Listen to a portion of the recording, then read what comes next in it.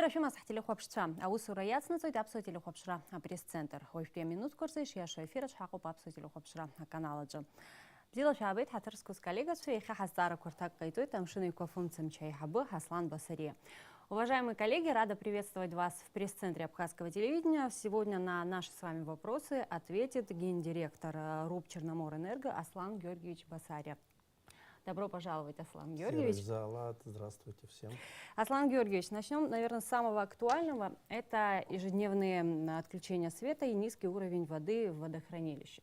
Какова ситуация на сегодняшний день? И сразу наверняка приступлю к следующему вопросу. Многие граждане задаются вопросом, почему, если мы знаем, что зимой будут проблемы с потреблением и потребуется переток из Российской Федерации, это не делается заранее. Ну, для начала, пользуясь такой возможностью, хочу поздравить всех работников СМИ с профессиональным праздником. Желаю вам удачи, желаю вам сил для того, чтобы вы трудились на благо нашего общества, на благо самих себя и подавали объективную всегда информацию для того, чтобы наше население было максимально информировано. Поздравляю вас от души. Спасибо большое. Что касается, значит, тех вопросов, которые связаны, да, на злобу дня с отключениями электроэнергии, то эти вопросы — это ряд факторов, которые нужно, естественно, учитывать. Бесспорно, мы в районе уже ноября месяца 2018 года уже знали, что у нас предстоит дефицит воды в Джварском водохранилище для того, чтобы проходить достаточно эффективно осенне-зимний период пиковых нагрузок. Конечно, без учета того, что климатические условия могут измениться в ту или иную сторону. То есть, когда мы говорим о климатических условиях, мы говорим о том притоке воды, который обычно измеряется на таких техногенных объектах в кубах в секунду, то есть количество кубов в секунду, которое попадает в Джварское водохранилище.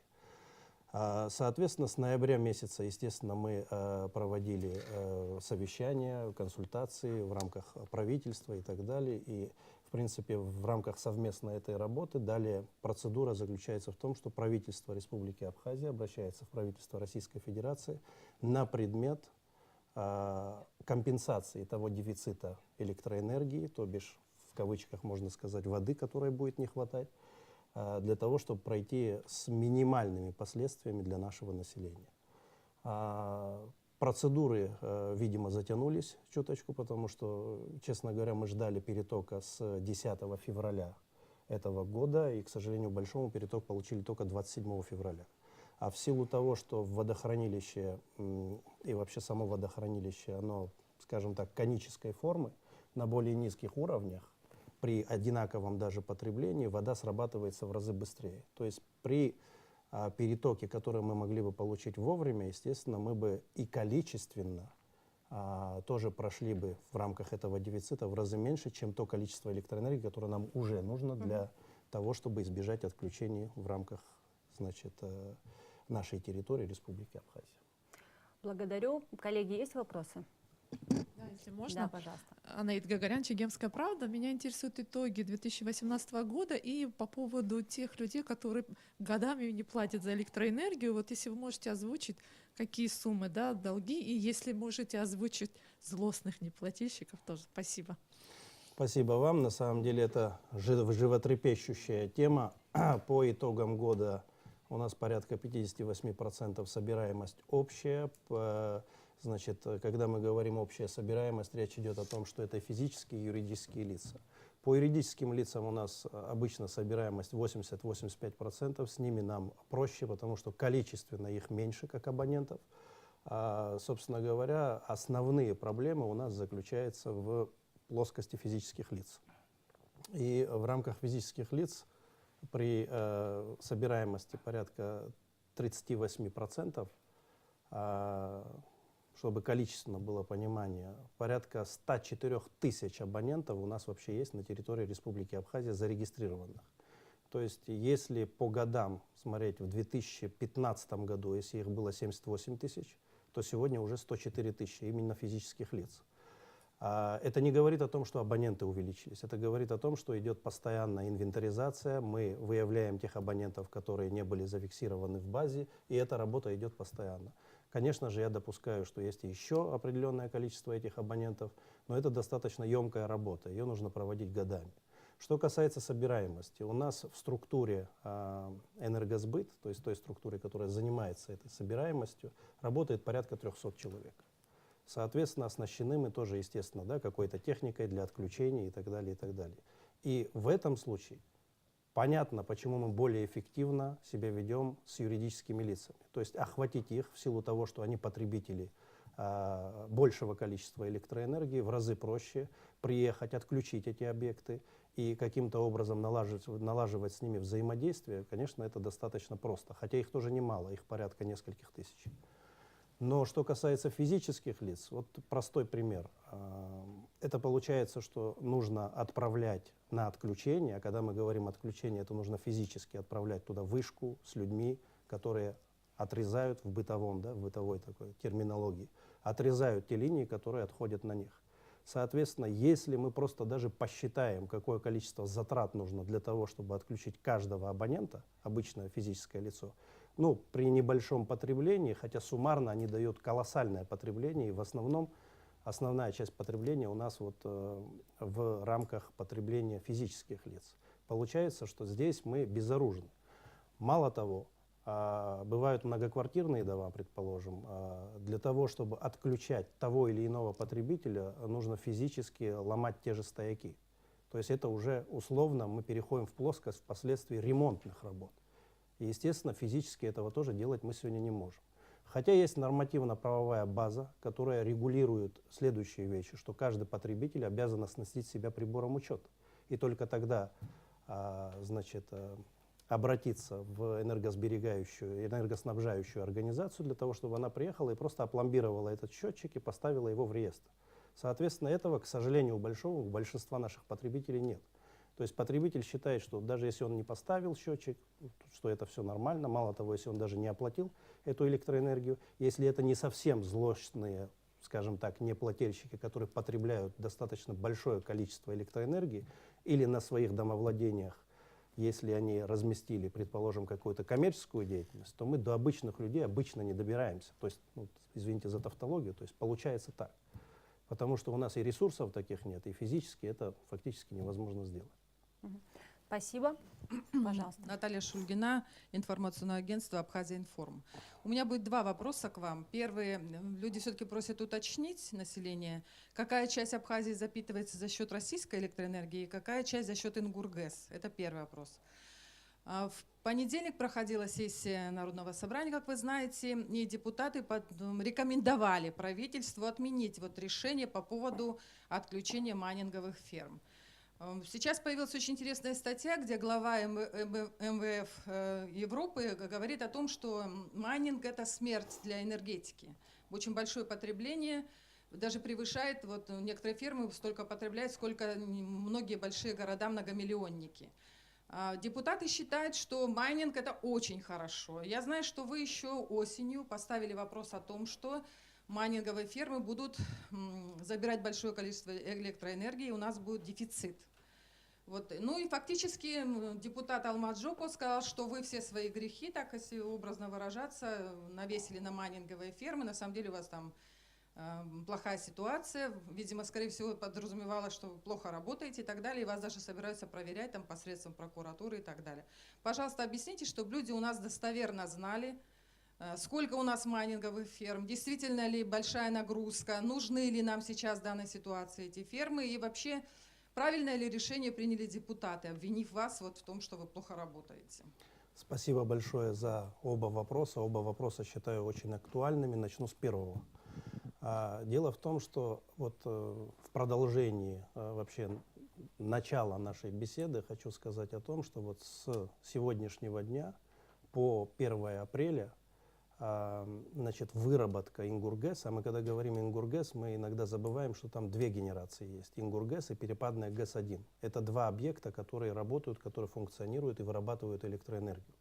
В рамках этой выработки, то есть тех возможностей, которые есть по запасу воды и по притоку, конечно, это прогнозные, да, по притоку это прогнозные, выводится среднее количество кубов в секунду, на которые базируются, да, специалисты.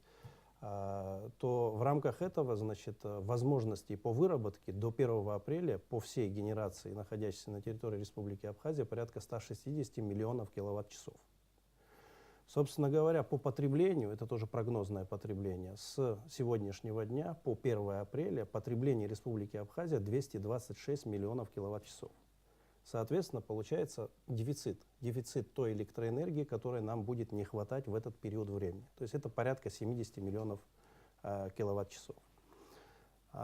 Соответственно, эти 70 миллионов киловатт-часов нужно компенсировать откуда-то. Естественно, это Российская Федерация, естественно, это наш партнер, который нам постоянно помогает. Конечно, система взаимодействия с российскими, значит, партнерами в рамках перетока базируется не через Черноморэнерго, это межправительственные взаимоотношения, которые регулируются в том числе межправительственной комиссией, если нужно что-то там зафиксировать по суммам и так далее, и так далее. И технически, как это происходит? Технически происходит следующим образом. Есть такая линия, высоковольтная линия Салхино-Псоу, которая, значит, состыковывается с энергосистемой Российской Федерации. В Российской Федерации фактически прямо за границей есть подстанция ПСОУ, и, естественно, оттуда мы получаем этот переток.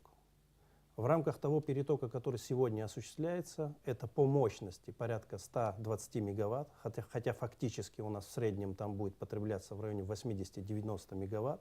И речь идет о том, что подстанция Бзыб, узловая подстанция, одна из 3, которая снабжает Гагарский район и половину Гудаутского района, она вся переведена сегодня на российскую электроэнергию.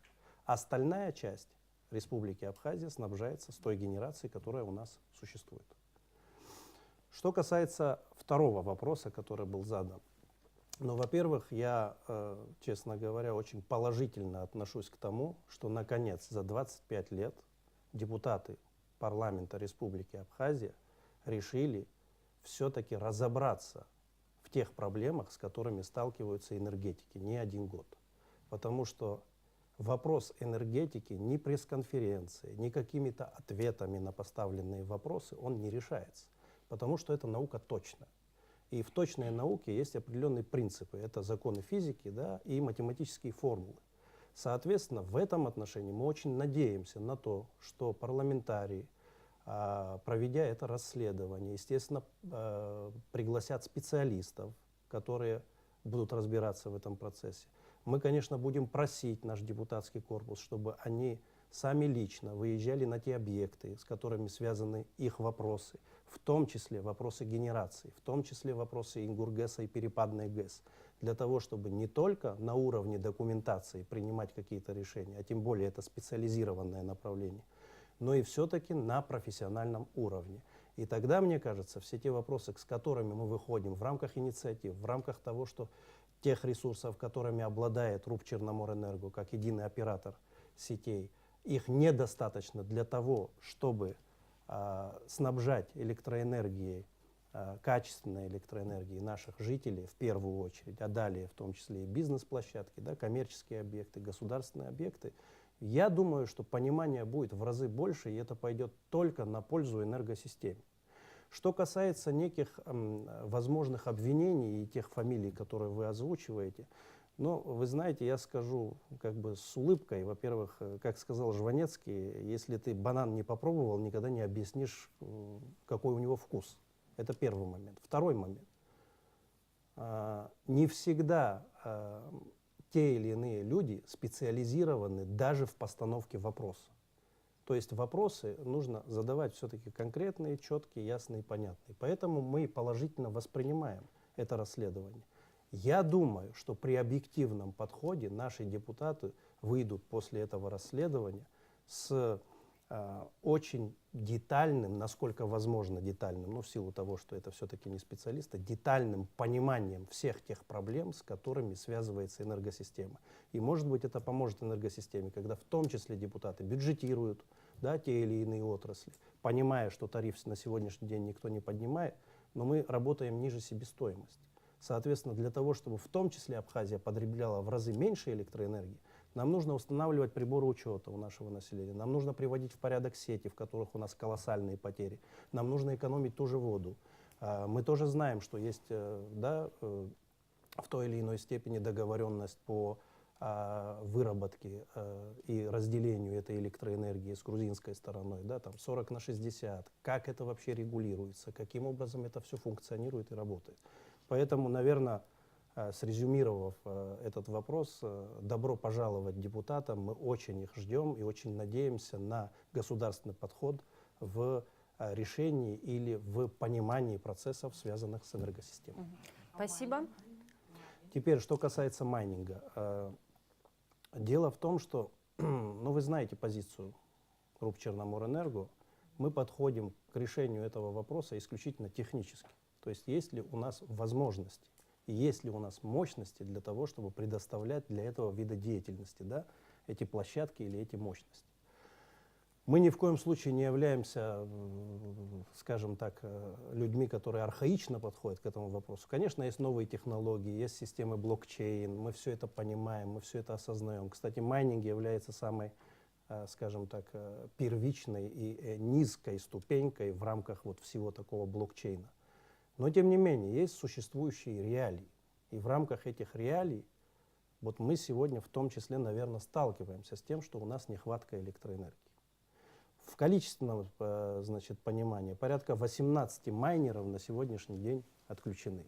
Но когда мы говорим майнеры, какие-то майнеры, они потребляют очень большое количество электроэнергии, какие-то майнеры меньшее количество электроэнергии.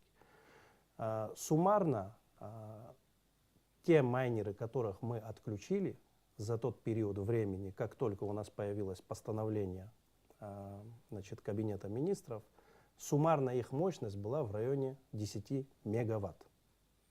10 мегаватт для того, чтобы просто так был ориентир. На сегодняшний день, предположим, вся Абхазия потребляет порядка 360-370 мегаватт.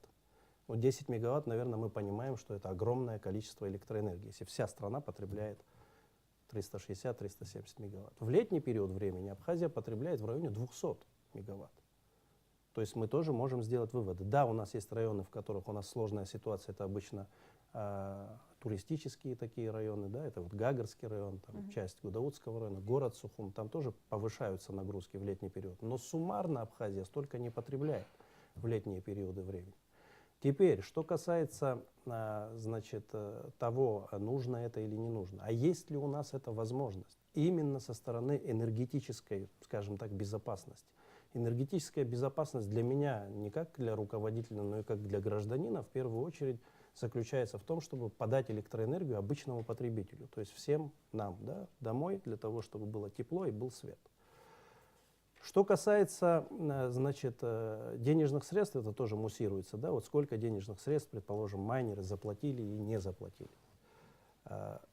Вот если мы возьмем за основу, что, предположим, 10 мегаватт этих ферм работают нон-стоп в течение года, то количественно ту электроэнергию, которую они заберут, это будет порядка 70 миллионов киловатт-часов. На сегодняшний день дефицит электроэнергии 70 миллионов киловатт-часов. Второй момент, вот по оплатам этих же майнеров. Да, были майнеры, которые действительно очень добросовестно себя вели и платили за электроэнергию. Но были майнеры, которые совершенно иначе себя вели. Пожалуйста, цифры. За весь период времени, который у нас есть, начислено за потребленную электроэнергию по майнинг-фермам 52 миллиона 982 тысячи рублей. Оплачено 19 миллионов 695 рублей. Конечно, если мы доводим электроэнергию до любого потребителя, который является плательщиком, это выгодно для нашей организации. Но почему никто не задумывается о том, что мы отказываемся, по сути, в реализации того товара в тот момент, когда мы вроде бы должны в этом быть заинтересованы? То есть мы говорим, не покупайте электроэнергию. Это что, для того, чтобы не получить денежные средства? Мы в очень тяжелой ситуации находимся. Нам денежных средств постоянно не хватает. Но дело в том, что мы довести эту электроэнергию не можем до таких потребителей крупных. А что касается майнинга и комментариев, да, вот статьи, о чем вы говорили, ну, понятно, что это тот вид деятельности, который расходует очень большое количество электроэнергии. И мы не против, чтобы люди зарабатывали, если эта электроэнергия есть. Как насчет тарифов? Потому что в России, например, за майнинг платят от 4,5 рублей до 5. А у нас было, по-моему, 80 копеек. Это очень низкая расценка. Если тем более вы нуждаетесь в средствах, так хотя бы повышенные тарифы тогда для таких людей установить. Вы знаете, вообще, что касается тарифной политики, здесь подход должен быть достаточно взвешенный, потому что мы все понимаем, я думаю, что все просвещенные люди понимают, что те тарифы, которые у нас есть на территории Республики Абхазия, они не просто занижены. Этих денежных средств совершенно недостаточно для того, чтобы содержать эту отрасль и обслуживать, и эксплуатировать ее, не говоря уже о новом каком-то там строительстве тех или иных объектов энергосистем. Ну, в рамках этого, конечно, для нас является достаточно серьезной помощью для энергосистемы инвестиционная программа, да, содействие социально-экономическому развитию, которую наш партнер ведет и помогает в этом отношении. Но так дальше не пойдет. То есть здесь есть два подхода. Либо платит, как я говорил как-то в больнице, либо платит пациент, либо платит государство за пациента, да, если он заболел. То же самое. Либо нужно поднимать тарифы, либо нужно компенсировать экономически обоснованный тариф государством для того, чтобы отрасль могла нести свои обязательства. Это всегда так. Что касается майнинга, вы знаете, это был бы очень хороший подход, если бы у нас была бы техническая возможность выдавать им эту электроэнергию. Конечно же, для нас это очень серьезная экономика. Очень серьезная экономика. Это не значит, что мы решим все вопросы энергосистемы. Но, тем не менее, это было бы серьезным подспорьем. Но у нас проблема технического ограничения. То есть, если бы не было бы технического ограничения, конечно, мы бы тоже проявляли бы инициативу и говорили бы, почему 85 копеек? Давайте поднимем хотя бы для того вида деятельности, который все-таки зарабатывает приличные денежные средства. Но технически пока на сегодняшний день этой возможности нет. Видимо, вообще первично у меня такое ощущение, что наши парламентарии, или некоторые из них, по сути, озвучивая парламентское расследование, их простимулировала именно тема запрета майнинга. Но вот в рамках этого запрета майнинга, я думаю, что они разберутся вообще со всеми теми проблемами, с которыми мы сталкиваемся. Потому что одно дело, когда мы рапортуем и говорим о том, что у нас этих мощностей нет, при этом отказываясь от оплаты в наш адрес. Но при этом можно, конечно, обвинять и говорить о том, что здесь что-то нечисто и не то. Вроде бы мы отказываемся от денежных средств. Наверное, в этом нет логики. Поэтому мы очень ждем этого расследования и очень надеемся на объективность этого расследования без политизации процесса. Спасибо большое. Коллеги, да, пожалуйста. Виталий Шария, «Эхо Абхазии». Мы вас знаем. Ну, неделя отключений электроэнергии, слава богу, закончилась. Но вопросы, тем не менее, остались. Почему было принято решение отключать полностью территорию Абхазии, а не делать веерное отключение, как это было в 2016 году, 3 года назад? И когда было сообщение пресс-службы вашей, не было объяснено, почему именно избраны вот эти промежуток времени от 11 до 2 часов.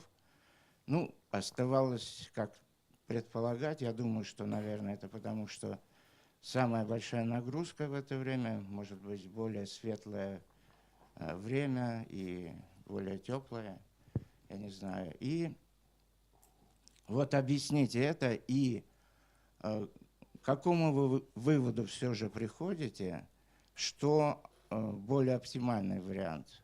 Веерное отключение или полностью? Вот когда была выше аварийность после включений. И последнее, значит, 19 февраля было 334 метра над уровнем моря, как, опять же, ваша пресс-служба, водохранилище. 25-го, то есть через 6 дней, 328. То есть на 6 уменьшилось. А до этого говорилось, что ежедневно на метр с небольшим или более, там как-то так, уменьшается. То есть реально какой-то существенный, так сказать, польза от этого отключения была? Спасибо, очень предметные вопросы. Начну с того, что почему было принято решение единовременно отключать электроэнергию на всей территории Республики Абхазия и чем вызван значит, выбор этого времени. На самом деле самое пиковое, самое основное потребление на территории Республики Абхазия приходится обычно на 8 часов с 8 до 11 часов. То есть это самый пик, это вечернее время. В вечернее время, как мы понимаем, все попадают домой после работы и так далее, и это самое неудобное время для наших потребителей. Мы это проходим не первый год и понимаем и осознаем этот процесс. Очень часто звучали такие вещи, как почему не отключаем в ночное время. В ночное время фактически Ингургес, для понимания, да, вот в эти периоды времени он не работает. То есть там порядка 50-60 мегаватт выработки. И при этом потребление достаточно низкое в ночное время. То есть это не дало бы тех эффектов, которые были. Поэтому мы акцентировали свое внимание на дневном времени. Конечно, был опыт отключения веерного, да, в предыдущие периоды, когда условно по 2 часа отключали, там, предположим, утром, вечером 2 часа. Но здесь вопрос как раз в плоскости того, что вы и сказали. Вы, по сути, ответили на этот вопрос. Вопрос аварийности. То есть в случае отключения на 2 часа электроэнергии и в момент включения, к сожалению большому, все слабые места энергосистемы, то есть обычно это на низкой стороне. Мы когда говорим на низкой стороне, это от больших подстанций, 110, 220 тысяч вольт, да? Ниже уже идут там по 10 тысяч вольт, по 0,4, это условно 0,4, это 220 вольт и 380 вольт. Соответственно, для того, чтобы, во-первых, было время до вечера устранить эти аварии, да, в случае возникновения этих аварий отключать нам надо. Это первый момент. И второй момент, чтобы единым махом большое количество электроэнергии экономилось, без учета того, что мы каждые сутки в каждом месте отключали и включали бы, и при этом имели бы огромное количество аварий на низкой стороне, получилось бы, что наши люди количественно в сутки оставались бы без света не 3 часа, а в разы больше. То есть этим было обусловлено. Естественно, там есть еще ряд других вопросов, да, предположим, там выпечка хлеба, работа, значит, водоканала для поставки воды и так далее, и так далее. Эти все вещи мы старались учитывать.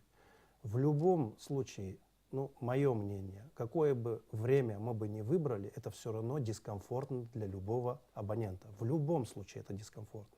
Мы тоже это понимаем и осознаем. Но, к сожалению, большому есть объективные причины для того, чтобы мы проходили эти периоды, к сожалению.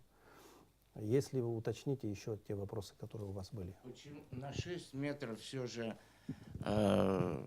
уровень воды снизился, то есть на метр в сутки все равно он снижался? Это нормально или все-таки вы рассчитывали на больший эффект? Когда я комментировал о том, что приблизительно в районе метра уходит вода в сутки, мы были на одних уровнях. Чем ниже уровень в Джварском водохранилище из-за конической формы, о которой я говорил, тем больше сработка водохранилища. И речь идет не о 300 с лишним, да, а 400.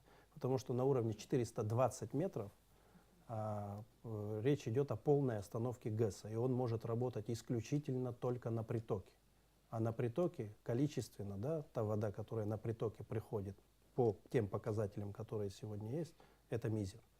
Соответственно, сработка бывает совершенно разная. И это в том числе зависит еще и от других причин. Предположим, резкое похолодание на территории Республики Абхазия. Вот у нас дрейфует значит, потребление Республики Абхазия в сутки приблизительно от 6 800, 7 миллионов киловатт-часов до 8,5 миллионов киловатт-часов в сутки. То есть вот сегодня, вот вы знаете, да, похолодало, несколько дней у нас холодно. У нас 8 с лишним миллионов киловатт-часов уходит ежесуточно. За весь период времени этих веерных отключений, во-первых, мы были в вынужденной ситуации, потому что мы могли бы столкнуться с полной остановкой ГЭСа. Мы сэкономили всего лишь 5 миллионов киловатт-часов. Но мы говорим всего лишь, это тоже немалое количество электроэнергии. Но это фактически, грубо говоря, будем говорить, чуть больше, но, грубо говоря, половина потребления всей Республики Абхазия за 24 часа. То есть если бы мы половину Абхазии отключили бы на 24 часа, вот такое количество электроэнергии мы сэкономили. Естественно, экономя электроэнергию, мы экономим воду в Чварском водохранилище. Ну, опосредованно. Там очень много технологических процессов, которые в рамках одной пресс-конференции я объяснить не могу. Спасибо большое. Сария Кварацхели, «Спутник Абхазии». В продолжении темы отключения света. Почему решение вопроса с перетоком затянулось на несколько дней? На каких условиях был предоставлен переток? И кто будет платить за переток электроэнергии? В силу того, что я до этого комментировал, что у Черноморэнерго никаких финансовых взаимоотношений и возможностей влиять на переток в рамках взаимодействия между Абхазией и Россией нет, я это комментировал. Этим занимается правительство Республики Абхазия. Традиционно этим занимается правительство Республики Абхазия. Параллельно с этим, я могу прокомментировать, конечно, что в рамках той помощи Российской Федерации, которая поступает в Республику Абхазия, или она физически иногда и не поступает, когда речь идет о оплате за электроэнергию. Это все фиксируется протоколом межправительственной комиссии и взаимодействием между двумя правительствами. Благодарю. Еще вопрос пожалуйста. по состоянию вообще Ингурской ГЭС, которой грозит полная остановка в связи с ремонтом. Потому что мы знаем, что проблема не только в плотине, а в деривационном тоннеле, из которого течет вода. Когда планируется ремонт, за счет чего, кого и что нас ждет на время ремонта? Спасибо, Анжела. На самом деле мы периодически озвучиваем эту тему. Тема достаточно серьезная. Еще раз повторяю, это техногенный объект. И все те выкладки, все те цифры, которые я вам называл, да, прогнозная, предположим, выработка и так далее, это без учета коэффициента фильтрации, то есть без учета потери воды в туннеле, который связывает Абхазию и Грузию, да, то есть плотину и генерацию на территории Республики Абхазия. Обязательно нужно проводить эту работу. Конечно, это даст в том числе некий эффект в наши зимние периоды времени, то есть у нас будет чуть-чуть больше воды, да, то есть потери этой воды не будет. Но это не снимет большую общую проблему. В 2020 году в рамках договоренностей, которые существуют, и в рамках взаимодействия с грузинскими энергетиками, с абхазскими энергетиками и с правительствами, естественно, да, потому что это согласовывается не только в рамках взаимодействия нас, энергетиков, было принято решение о проведении этой работы. Первично это был 2019 год, если вы помните, но там были организационные моменты, которые не дали возможности провести эту работу в 2019 году. В 2020 году стоит этот вопрос. Конечно, этой работой будут заниматься компании, которые в момент остановки туннеля в 2017 году проводили мониторинг, участвовали в тендерах. Окончательный тендер еще не прошел, насколько я знаю, и окончательный производитель этих работ еще не ясен, непонятен, потому что как только он появится, обязательно озвучат абхазской стороне о том, кто это, что это, потому что мы будем взаимодействовать в рамках реализации этого проекта. Но перед Абхазией стоит в том числе еще один вопрос. То есть мы понимаем, что это остановка Ингур-ГЭС. Конечно же, там перепадная ГЭС на небольшое количество электроэнергии будет работать, потому что там есть определенная техническая возможность не через Ингур-ГЭС получать воду, а через так называемую переброску. Но это маленькое количество воды, условно там 15-20 мегаватт мы, может быть, вытянем с перепадной ГЭС. И возникает вопрос снабжения Абхазии электроэнергией приблизительно на 3,5-4 месяца. Я думаю, что это большие финансовые средства, да, и, конечно же, это тоже вопрос будет лежать в плоскости договоренностей не на моем уровне, да, а на межгосударственном уровне. И мы, конечно же, надеемся на то, что Российская Федерация в этом вопросе нам окажет содействие и помощь. Спасибо. Пожалуйста. Надежда Боровикова, База ТВ. Если можно, вернемся ненадолго к собираемости, к физическим лицам и приборам учета. У меня такой вопрос. В случае, если все жители Абхазии повинуются закону, установят приборы учета, насколько это решит проблему собираемости? То есть правильно ли я понимаю, что это даст возможность Черноморэнерго адресно отключать неплательщиков, и тогда будут хоть какие-то рычаги влияния? И следом вопрос такой, не рассматривались ли еще какие-то варианты решения? К примеру, Если за государственный счет в принудительном порядке на каком-то экспериментальном районе или на примере одного многоквартирного дома установить людям счетчики, возможно, это будет оправданное вложение с точки зрения того, что дальше люди будут платить исправнее. Вот рассматривались ли какие-то такие возможности, и если да, о каких суммах идет речь? То есть сколько стоит оборудовать всю Абхазию счетчиками? Спасибо тоже за вопрос. Очень сегодня такие правильные, полезные вопросы звучат. Дело в том, что вот по примеру, давайте в цифрах. За предыдущий год РУП Черноморэнерго недополучил из-за неплательщиков физических лиц порядка 250 миллионов рублей. Сумма внушительная, но не совсем для энергетики. Я вам сейчас расскажу почему. Но тем не менее, представьте, когда РУП Черноморэнерго, в силу того, что в стране денег нет, государственная субсидия РУП Черноморэнерго по предыдущему году 15 миллионов рублей. На 15 миллионов рублей мы умудряемся проводить работы, которые вы видите в открытой отчетности в нашей. То есть порайонно, какое количество опор, какое количество проводов, какие именно территории охвачены и так далее, и так далее. То есть нельзя, наверное, сказать, что наша организация не работает, правда? Потому что если она не работает, все это сразу видят. Да?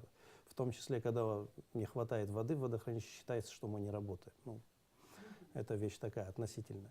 То есть 250 миллионов рублей, элементарно, да, которые мы недополучили, по сути, от наших граждан. Это за 1 год. За 1 год, всего лишь за 1 год. Давайте возьмем 4 года, это миллиард рублей. Да?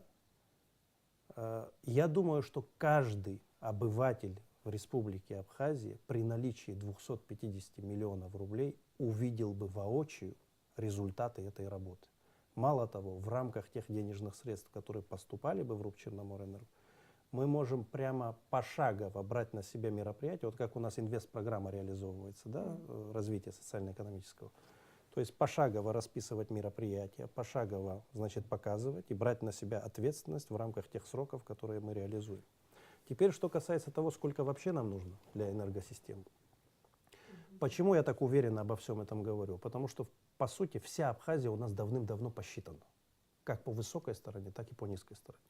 По высокой стороне, я тоже как-то на пресс-конференции озвучивал, у нас есть схема и программа развития электроэнергетики до 2026 года. Это документ где-то в 12 томах, достаточно основательных, скажем так, где расписаны все мероприятия, технический подход с учетом роста нагрузок, с учетом тех территорий, которые у нас динамично развиваются, с учетом строительства новых магистральных линий, новых подстанций или увеличения мощности существующих подстанций. И в том числе там есть том, который, значит, рассчитан в рамках укрупненного, скажем так, по укрупненному сборнику цен. Все это рассчитано. Значит, по высокой стороне Республики Абхазия необходимо, там есть 3 варианта технического, да, но тот вариант, к которому мы склоняемся, порядка 11 миллиардов рублей. Это по высокой стороне. Что касается того, о чем вы комментируете и говорите, то есть это низкая сторона, это распределительные сети, это приборы учета. По этой составляющей у нас есть технико-экономическое обоснование всех районов Республики Абхазия, поэтому мы в любой момент можем вытаскивать определенный раздел, да, с этого документа и показывать, какой у нас будет эффект, да, и какое количество электроэнергии мы можем сэкономить и сколько на это нужно денежных средств. Это порядка, если не ошибаюсь, порядка 8 или 9 миллиардов рублей на всю Абхазию. Но мы говорим об идеальной энергосистеме, и мы не говорим, что все эти денежные средства нужны сразу, да, и так далее. Это в определенной динамике делается. И эта динамика не 1 год, не 2 года, и не 3 года тоже. Теперь, какой эффект от того, что в энергосистему, предположим, вкладывают, да, государство в этом случае? И если мы говорим про приборы учета, только обойтись приборами учета нельзя, потому что ставить приборы учета на наши ветхие линии, старые, это не дает ничего. Во-первых, они выходят из строя. Во-вторых, у нас потери в линиях катастрофические. И в-третьих, в этом случае мы не можем правильным образом считать эти потери. То есть речь идет о реконструкции низкой стороны распределительных сетей с установкой приборов учета. И у нас очень эффективно показала система, которая дистанционно отключает потребителя. То есть там, где стоят такие приборы учета, у нас собираемость меньше, чем 87%, по-моему, не бывало такого. Вот и картинка. То есть для того, чтобы иметь эффект, нужно вкладывать в отрасль. Но кроме этого, по науке, если проводятся такие работы, общее потребление Республики Абхазия, вот пофантазируем, что мы привели в порядок все распределительные сети, общее потребление Республики Абхазия снизится порядка на 30%, скажем так. То есть если Абхазия потребила в районе 2 миллиардов киловатт-часов в прошлом году, то при проведении таких работ мы потребили бы 1 400 000 000. И снова Сария Кварацхели, спутник Абхазии. Вот есть разговоры о том, что электроэнергию, которая вырабатывается в Ингургэс, продают в Турцию. Можете развеять эти разговоры? Зачем развеивать? Вы знаете, дело в том, что есть доля Республики Абхазия, есть доля, скажем так, Республики Грузия. Куда эту электроэнергию Республика Грузия девает, наверное, это не совсем наш вопрос. У нас есть потребление Республики Абхазия. Только вот в этом году, который мы прошли, да, и он закончился, мы в рамках 40% остались. В предыдущий год это было порядка, если не ошибаюсь, порядка 42%. Еще до этого года был порядка 46%. То есть мы все-таки умудрились как-то попасть в эти рамки. Но вы же понимаете, там тоже, значит, идет процесс и переговорный, и так далее. С нами тоже разговаривают, они коллеги, да, 20 с лишним лет взаимодействуют энергетики. Естественно, нам задаются вопросы, да, то есть если мы договорились в рамках там каких-то процентов, да, то в рамках этих процентов нужно и оставаться. Я вам просто по вот этому месяцу скажу. Потребление Республики Абхазия от производства 107%. Внимание, вопрос, почему 107%? То есть 100% того, что мог выдать Ингургэс и перепадный ГЭС, мы взяли, и еще получили 7% с энергосистемы Грузии. Но, естественно, это потом компенсируется, да, каким-то образом. Соответственно, я честно вам скажу, я даже не знаю, куда они продают. Из тех переговоров, в которых я участвовал, насколько мне известно, у них есть две возможности. Первая возможность, она обычно стабильная, системная. Они реализовывают электроэнергию коммерческому оператору Грузии. Есть такая компания ЭСКО, это как государственная компания. И есть возможность у Ингургэса реализовывать каким-то другим лицам тоже. То есть, но это уже в рамках их хозяйственной деятельности. Спасибо большое. Дорогие коллеги, благодарю вас за ваши интересные вопросы. Аслан Георгиевич, вам большое спасибо за ваши развернутые ответы. На этом наша сегодняшняя пресс-конференция подходит к концу. Акарепсо телехопшса брал их пресс-конференция Хыркшуп, дочезныки школы сыршут, еха хастара квартак шикайцус, амшины функциям директор Аслан Басари. И табу биха хопшу зиге, я его хайкшара канза. Абзерас. Табу абзерас.